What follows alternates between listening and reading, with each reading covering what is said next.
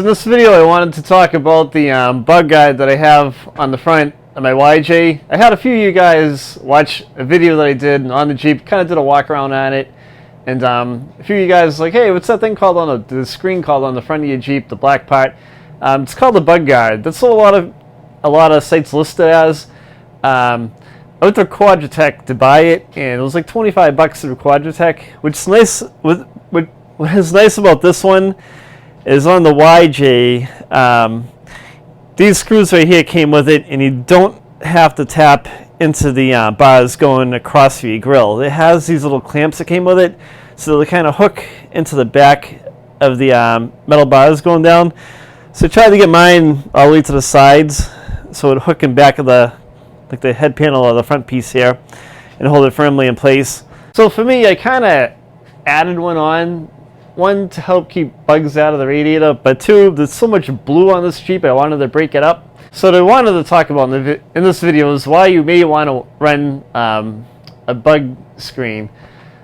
So my eyes, being a Jeep guy, I don't really wheel this Jeep. If I wheeled this Jeep, there'd be a million dents in it and it wouldn't look like this. I mean, let's face reality. A buddy of mine used to wheel Jeeps 20 years ago. When it was CJs and all these things. There's only CJs and YJs in the woods, and they go through a lot. It'd be amazed at what this thing could climb. But we use ATVs for that stuff right now.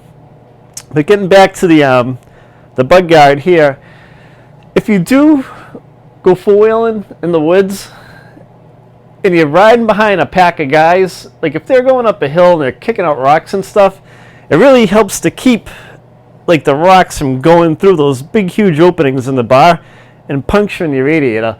So that's the biggest benefit other than keeping bugs out of it that I can see.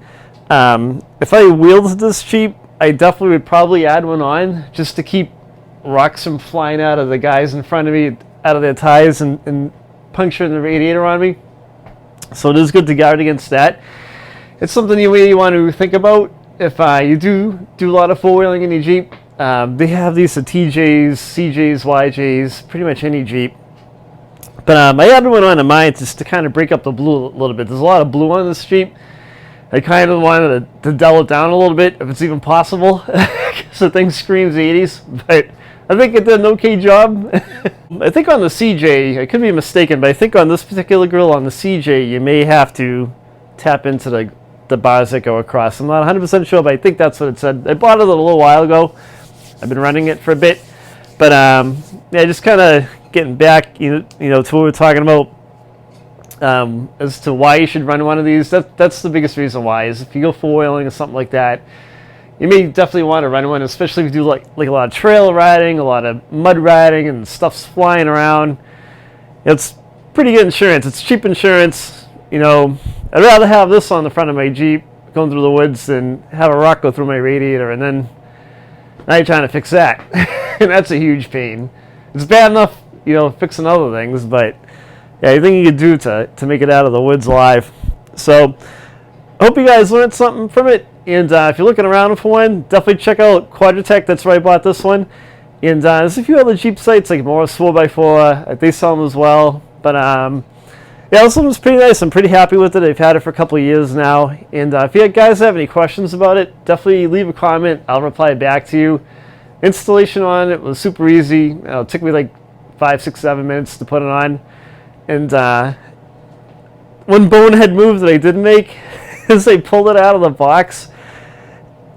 And I was like, oh, some banana head put my grill in the box and they creased it. So I started to take the crease out of the middle of it. They came out to the garage and was like, crap, that crease is supposed to be there because of the YJ grill. It just didn't look like it was going to be there. It was supposed to be there, so don't do that.